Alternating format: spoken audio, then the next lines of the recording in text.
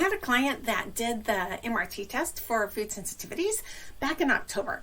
She had quite a few symptoms. That's why she did the test. She had things like brain fog, insomnia, forgetfulness, fatigue, of course. She had joint pain and stiff muscles, and then also things like heartburn and bloating and constipation, and even food cravings.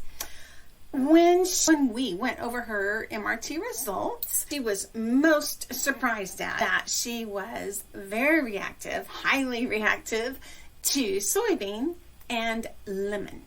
She about freaked out when she found out she was sensitive to lemon and would have to take it out for like 6 months. And when I asked her, so what's the deal with lemon here? It was because she put lemon in every glass of water because she didn't really like drinking water. So I said, well, you're fine with lime, so why don't we just swap out the lime for lemon? But it was these lemon flavoring packets that she was using, not just like fresh lemon. So anyway, she still decided to start her food protocol right away because she would have just enough time to get enough foods added back in by the time Thanksgiving rolled around that it would be quite doable.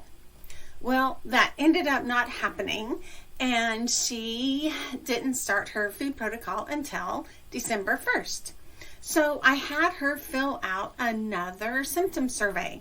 So the first one, the total of her score was 88. And then when she filled out one on December 1st, it was only 55. And that's a big difference, in like a month and a half of like not doing anything based on the results, or so I thought. Anyway, I asked her, so what do you attribute the difference, in your symptom surveys to? And she said, I took out lemon. That's all I did. And within a few days, I began to feel a whole lot better. That is pretty incredible. I don't have many clients that do something like that, but it has happened in the past, and when it does, it's pretty incredible when just taking out 1 or 2 foods can make such a big difference in symptoms.